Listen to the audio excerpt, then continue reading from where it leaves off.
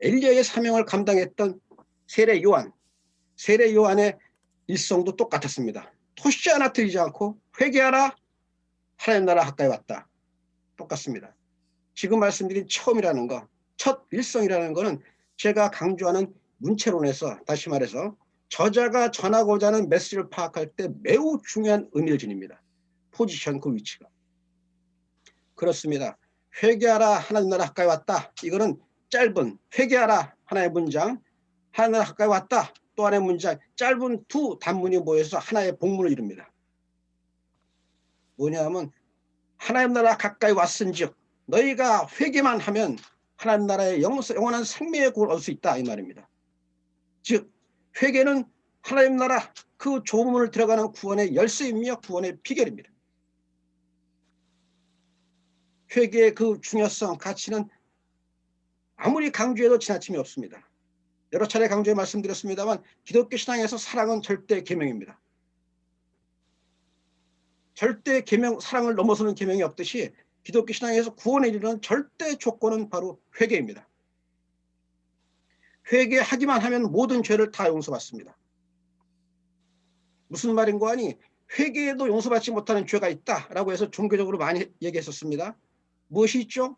3대 중죄, 회개에도 용서받지 못한다 했던 게 살인, 간음, 우상숭배입니다.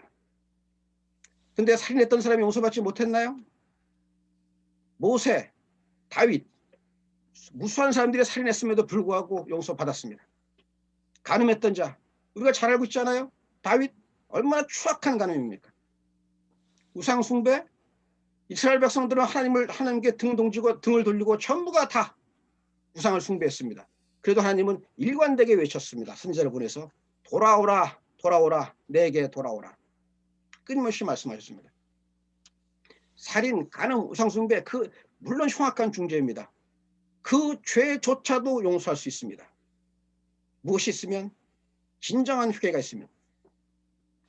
전제가 돼야 됩니다. 어떤 죄도 덮어주시는 게 아니라 진정한 회개가 전제된다면 다 덮을 수 있는 겁니다.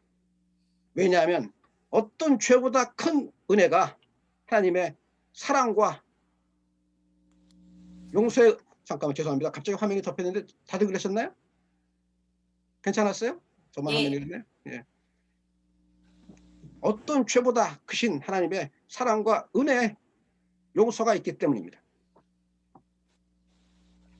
오늘 그토록 중요한 회개에 앞서서 두 번째 구절, 하나님 나라 가까이 왔다. 이 구절에 대한 정확한 의미 해석을 먼저 해야 되겠습니다. 왜냐하면 우리가 말하고 있는 회개와 구원의 현재성, 우리가 흔히들 그렇게 합니다. 구원, 이렇게 말하면 내가 죽고 난 다음에 영원한 생명, 영생의 구원을 얻는다. 그래갖고 죽은 사후를 많이 말하고 있어요. 근데 구원의 현재성, here and now, 현재성에 대한 회개의 절실함 등등을 느껴지기 때문입니다. 자, 하나님 나라 가까이 왔다. 이 말 뜻이 무엇입니까? will come soon입니까? 곧 오리라 이 뜻입니까? 뭐잖아. 비록 2000년 전에 예수께서 말씀하셨는데 2000년이 지났어도 하나님의 시간은 하루가 1000년 같기 때문에 아직 오지 않았을 뿐이지 곧 오리라 이렇게 봅니까? 그렇지 않습니다. 가까이 왔다라고 성경 해석은 번역에 오류입니다. 여러분이 가지고 잘 읽으시는 영어 성경 보면 특히 원어 보면 분명히 나와 있습니다. 가까이 왔다가 아니라 이미 있답니다. 다시 말해서 Kingdom of Heaven. 그 다음에 다른 공간 복음에는 Kingdom of God is 비동사입니다. is near. 네 앞에 있다. 그 말입니다.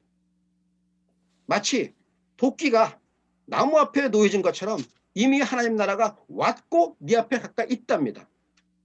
올 것이다라는 come 동사와 동작을 나타내는 동사와 비동사 네 앞에 있다 상태는 매우 다른 의미를 갖습니다.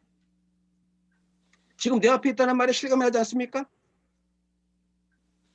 예수께서 말씀하셨습니다. 하나님 나라가 여기 있다 저기 있다 말하지 말라. 이미 네 안에 있다고 말씀하셨습니다. 요한복음에서 기록되어 있습니다. 하나님을 믿는 자는 믿음으로 말미암아 구원을 얻은 것이요 믿지 않냐는 자는 이미 벌써 심판을 받은 것이라 라고 말씀하십니다. 이미 시작되었습니다. 심판은. 이미 우리는 회개해야 되고 구원을 매일매일의 구원을 받아야 되는 겁니다.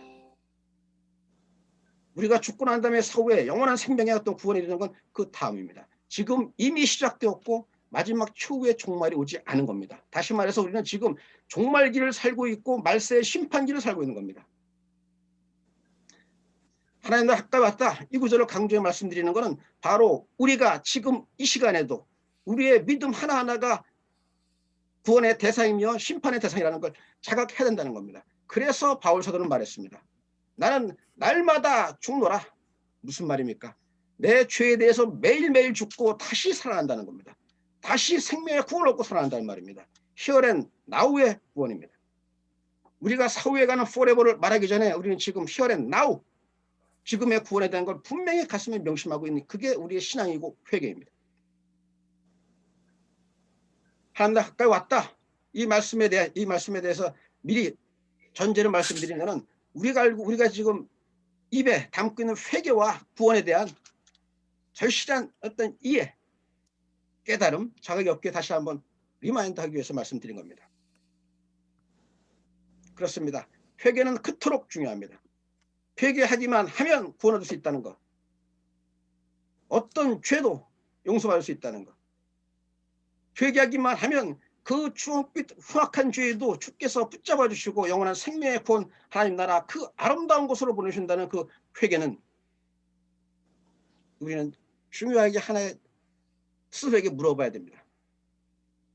회개가 무엇입니까? 다들 말합니다. 회개하기만 하면 구원받지. 맞아. 나 회개했어. 따라서 나 이제 용서받고 구원받을 거야 라고 말합니다. 회개가 무엇입니까? 반성입니까? 뉘우침입니까? 회한입니까? 물론 그 모든 걸 다 포함할 수 있습니다. 그러나 반성, 회한은 그리스도인이 아닌 자, 하나님 믿지 아니하는 자도 전부 다 합니다. 자기가 저지른 일의 결과에 대해서 자기에게 어떤 고통이 있을 때 다들 후회하고 반성하고 뉘우칩니다. 예수께서 말씀하신 우리 기독교 신앙에서 얘기하고 있는 회개는 전혀 다른 차원의 것입니다. 우리가 회개할 때 가장 먼저 혼용하는 게 회개와 뉘우침을 동일시하는 겁니다. 어제 잠깐 말씀드렸었는데, 자, 뉘우침. 여러분 때 뉘우침이 곧 회개입니까? 여러분 생각에는 예수를 판 가룟 유다가 회개하고 구원 받았다고 생각하십니까? 어떻게 생각하십니까? 많은 분들이 가룟 유다도 구원 받았다. 왜냐하면 마태복음에 있는 구절을 보건데 마태복음에 그가 뉘우쳐 자기 판도 은 30을 도로 제사장에게 돌려주었다라는 구절, 뉘우쳤다는 구절이 나오고 이어서 바로 나옵니다. 스스로 뉘우쳐서 스스로 물러서 목을 매 죽으니라. 따라서 가룟 유다는 뉘우쳤고 자기의 죄에 대한 자책 때문에 자기의 생명을 던졌다. 따라서 용서받았다. 그리고 구원받았다. 이렇게 말하는 겁니다. 그럼직합니다. 하나님이 자비를 생각하고 예수 그리스도의 자비를 생각하면 아마 그럼직합니다. 저는 감히 이 자리에서 가룟 유다가 구원받았다 받지 않았다는 말할 수 없고 하지도 않겠습니다만 다만 성경에 기록된 내용, 성경 저자가 말하고자 하는 내용을 말하면 저는 그렇게 보지 않습니다. 예수께서 말씀하십니다. 십자가 처형을 앞둔 예수께서 가룟 유다에 의해서 십자가의 처형을 앞둔 예수께서 말씀하십니다.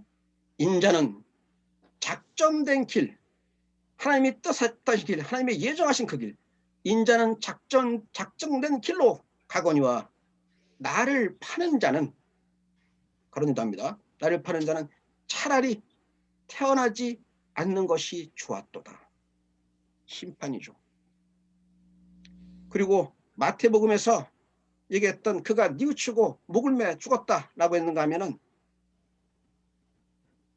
요한 사도는 말합니다. 특히 사도행전을 보면 분명히 나와 있습니다.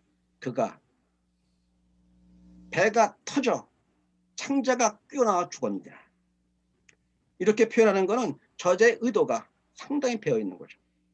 가룟 유다의 죽음은 요한은 말합니다. 사도 요한은 그는 정의로운 자가 아니라 공궤를 맡은 자였고 도둑이었다라고 표현하는 거. 이게 저자의 하나하나 잡아들어가는 과정에서 저는 성경에서 밝혀져 있는 가룟 유다 같은 경우는 안타깝게도 그가 마지막 순간에 온전한 회개를 하지 못하고 베드로처럼 사랑한다고 고백하면서 회개를 하지 못했기 때문에 저는 심판받은 게 아닌가라고 생각합니다.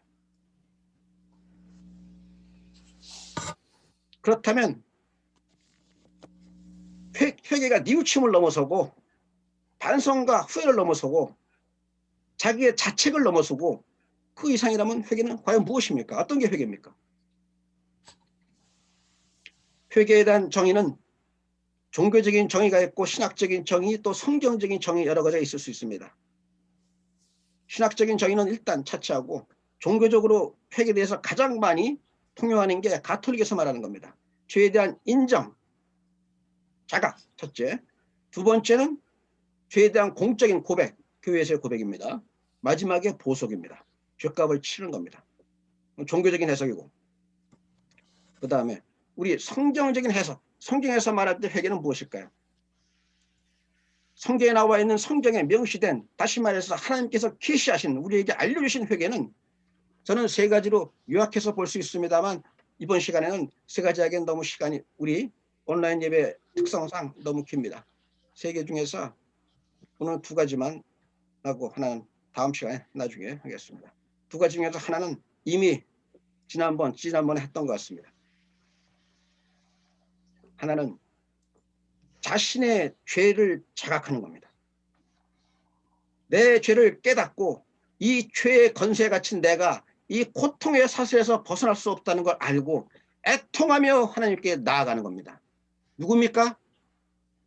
바리새인과 세리의 기도에서 우리가 보았던 겁니다. 바리새인은 어땠습니까? 당당히 자기 의를 주장했습니다. 나는 1에 2번 금식하며 소득의 11조를 바치고 모든 악행, 불의, 간음, 토색 아무것도 하지 않았다. 나는 의리로소이다. 그리고 강조합니다. 하나님 감사합니다. 내가 저 세리, 저 죄인 세리와 같지 않게 이렇게 의롭게 저를 지켜주시니 감사합니다. 할렐루야! 라고 외쳤던 바리새인.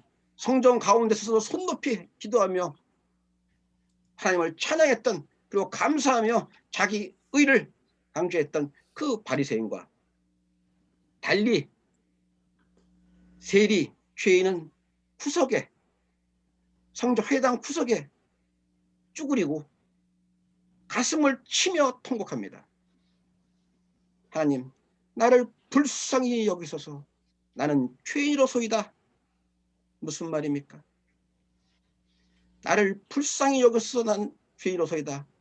나는 어떤 의도 행한 게 없습니다. 저는 죄인입니다.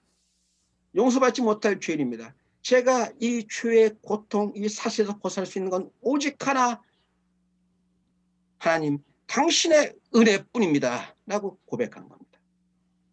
자기의 죄를 인정했고 깨달았고 가슴을 치며 애통한 심정으로 하나님께 나아갔던 겁니다.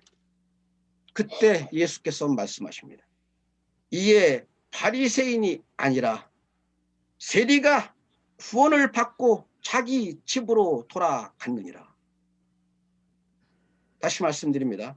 이에 저렇게 세상 도덕, 율법, 의를 지켰다고 자기 의를 강조하던 바리새인이 아니라 자기 죄를 고백한 세상의 죄인으로 손가락질 받고 멸시당하던 저 세리가 후원을 받고 자기 집으로 갔다라고 말씀하십니다.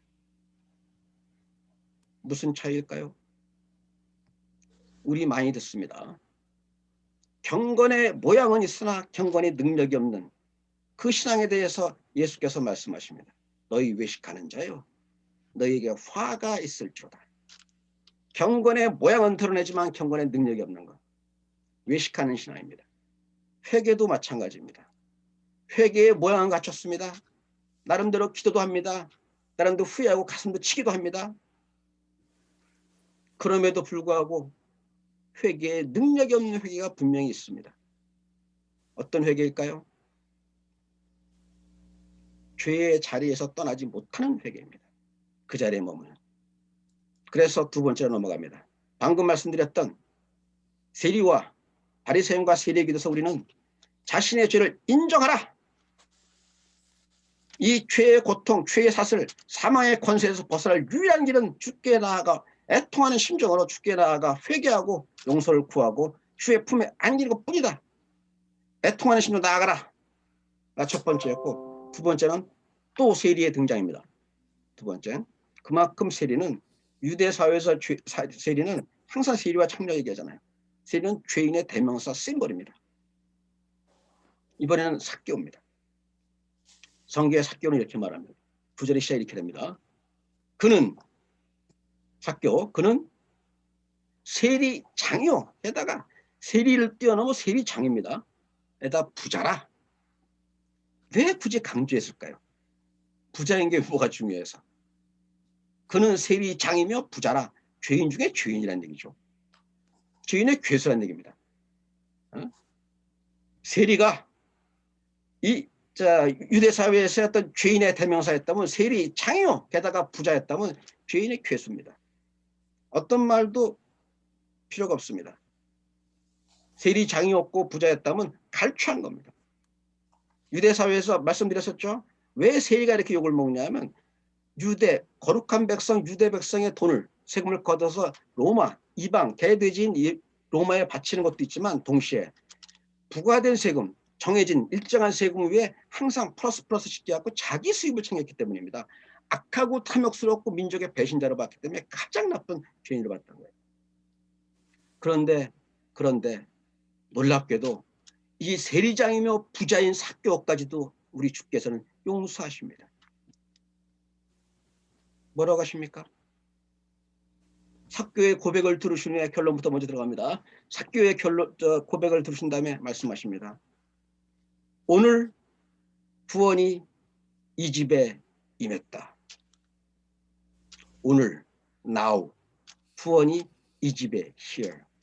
here and now 즉각 구원이 너에게 주어졌다라고 말씀하십니다. 삭개오에게. 무엇 때문일까요? 삭개오에 어떤 것이 회개였을까요? 성경을 보면은 성경 어디에도 삭개오의 회개에 대한 게 명시적으로 뚜렷이 문자로 나와 있지 않습니다. 그럼에도 불구하고 우리는 행간의 의미를 파악할 수 있어야 됩니다. 글자로 표시하지 않은 행간. 삭개오는 자그마했던 삭개오는 예수의 소문을 많이 들었습니다. 그는 유대 메시아다. 그는 온갖 기적과 일으키며 하나님의 큰 자다라는 말을 듣고 들었던 삭개오는 성경에 문자로 명시되지 않았지만 그리스도를 보고 싶어 했습니다. 그 메시아를. 그래서 나무 위에 기어 올라갔습니다. 그때 예수께서 그 삭개오를 보고 말씀하십니다. 삭개오야 내려오라. 내가 오늘 네 집에 들어가야 되겠다 라고 말씀하실 때 하나님은 삭개오의 마음을 읽으셨고 그에게 보냈습니다. 마치 요한계시록에서 구원의 초청으로 우리가 잘 알고 있는 구절. 문 밖에 서서 내가 두드리노니 누구든지 내 음성을 듣고 문을 열면 내가 들어가 그와 함께 먹고 그는 나와 함께 먹으리라 말씀하셨던 것처럼 예수께서 다가오신 겁니다. 삭개오에게. 삭개오는 예수께 말합니다. 예수께서 내가 오늘 네 집에 유하겠다 말씀하시니까 정말 기쁜 마음으로 그리스도를 영접합니다. 영접하면서 삭개오가 드디어 고백합니다. 이게 중요한 겁니다. 주여. 예수를 영접한 삭개오가 이렇게 고백합니다. 주여. 내가 다른 사람의 것을 빼앗은 게 있으면 그들에게 4배를 갚아주겠으며 지금 내가 끊는 재산의 절반을 전부 다 나눠주겠나이다. 여기서 다른 사람의 것을 빼앗은 것이 있거든 이라는 거 조건. 그런 일이 없다라는 게 아닙니다. 미리 성경에 명시한 게 그는 세리장이요 부자다라고 했을 때 이미 그는 다른 사람의 자기가 의도했던 하지 않았던 관례적으로 했던 뭐 했던 간에 가난한 사람을 포함해서 많은 사람들이 했던 재산을 그렇게 빼서 부자가 됐던 사람입니다. 근데 4배를 갚아주겠다라고 했고 내 재산의 절반을 다 가난한 자에게 나눠주겠다라고 했다는 게 뭡니까? 내가 이제 이 죄의 자리에서 떠나겠습니다라고 말하는 겁니다. 내가 다시 세금 벌어서 4배씩 도로 갚으려면 세금 거둘 이유가 없죠. 행간에 문자적으로 나와 있지 않지만 여기선 고백이 나옵니다. 주여, 때가 이제 이 죄의 자리에서 떠나겠습니다.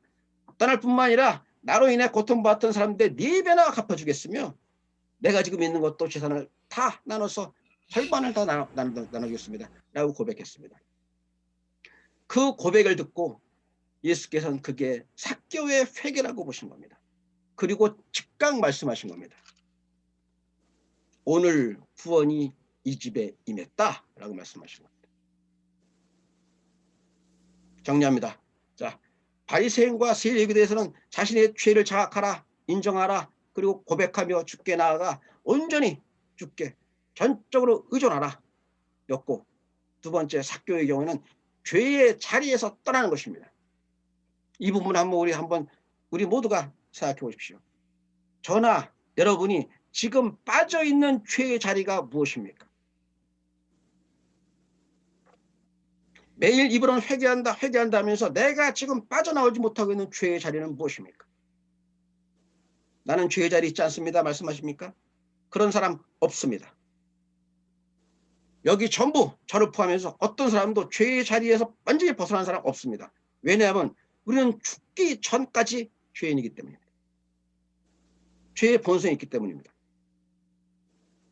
다만 자기도 미리 미처 자하지 못하는 죄가 있겠죠. 예를 들면 습관적인 죄가 있습니다. 자기도 모르게 무의식적인 죄가 있습니다.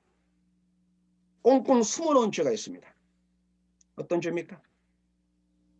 습관적인 죄는 자기 반복해 거짓을 일삼는 사람, 습관적인 죄다. 그건 병입니다. 습관적인 죄가 있습니다. 드러내지 않고 항상 경건한 척 같지만 마음에 음욕을 품고 사는 사람들이 있습니다. 벗어나기 정말 힘듭니다.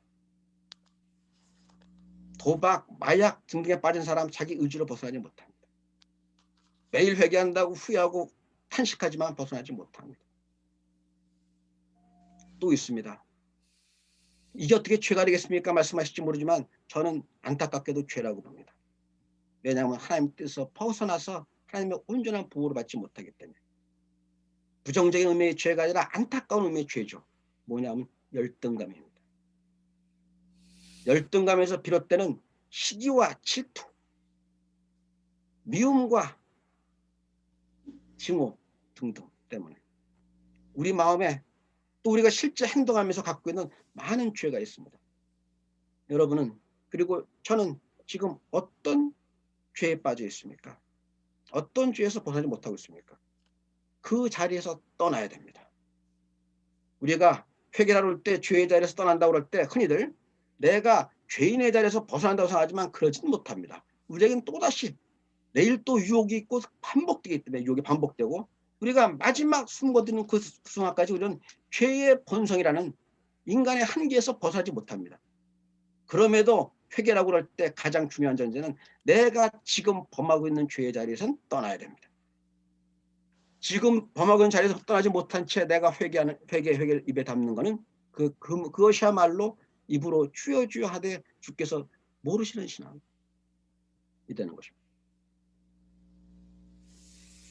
무거운 주제일지 모르겠습니다만 다음 주에는 이 회개의 마지막으로 넘어가면서 회개의 기쁨, 그 환희의 절정에 대해서 마무리하겠습니다. 오늘 설교 부분이 좀 어두울지 모르겠습니다만 저는 이 회개라는 게 순간적으로 마음에 무거운 침이 될 수 있을지 모르나 온전한 회개를 통해서 그 마음의 침을 벗어낼 때 그때 비로소 우리에게 예수께서 말씀하신 하나님 나라가 여기 있다 저기 있다 말하지 말라. 네 안에 있다. 하나님 나라는 기쁨과 평화이니라. 바로 그 하나님 나라를 우리 몸으로 맛볼 수 있는 그것이 바로 온전한 회개라고 합니다. 안타깝게도 저는 그 회개의 경지에 이르지 못했습니다. 부단히 회개 경지에 나가도록 저도 함께 기도하며 애써 나가겠습니다. 기도하시겠습니다.